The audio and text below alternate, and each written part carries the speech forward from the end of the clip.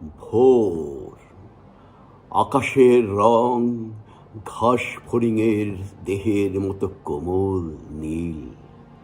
চারিদিকে পেয়ারা ও নোনার গাছ টিয়ার পালকের মতো সবুজ। একটি তারা এখনো আকাশে রয়েছে, পাড়াগার বাসর ঘরে সবচেয়ে গোধূলি মোদির মেয়েটির মতো।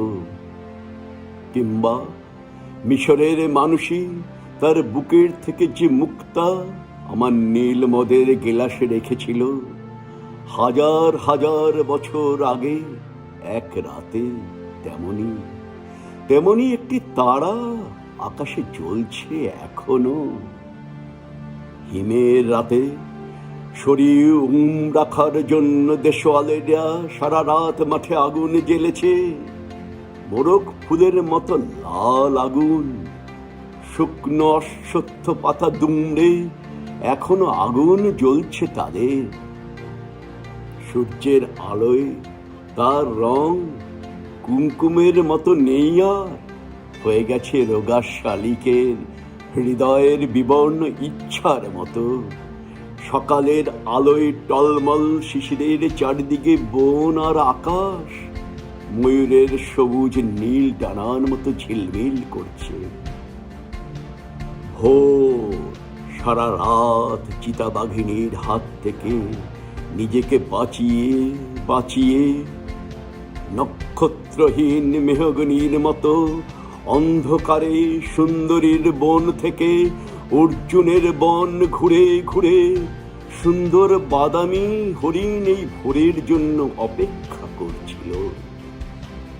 এসেছে সে ভোরের আলোয় নেমে, কচি বাতাবি লেবুর মতো সবুজ সুগন্ধি ঘাস ছিঁড়ে ছিঁড়ে খাচ্ছে। নদীর তীক্ষ্ণ শীতল ঢেউ এসে নামলো, ঘুমহীন ক্লান্ত বিহবল শরীরটাকে স্রোতের মতো একটা আবেগ দেওয়ার জন্য। অন্ধকারের হিম কুঞ্চিত জরায়ু ছিঁড়ে ভোরের রৌদ্রের মতো একটা বিস্তীর্ণ উল্লাস পাবার জন্য।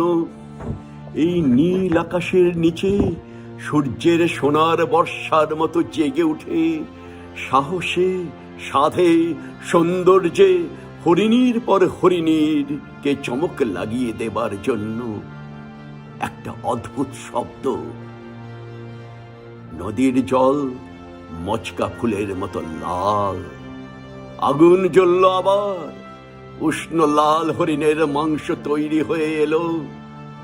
নক্ষত্রের নিচে ঘাসের বিছানায় বসে অনেক পুরনো শিশির ভেজা গল্প, সিগারেটের ধোয়া, টেরিকাটা কয়েকটা মানুষের মাথা, এলোমেলো কয়েকটা বন্দুক, হিম, নিষ্পন্দ নিরপরাধ ঘুম।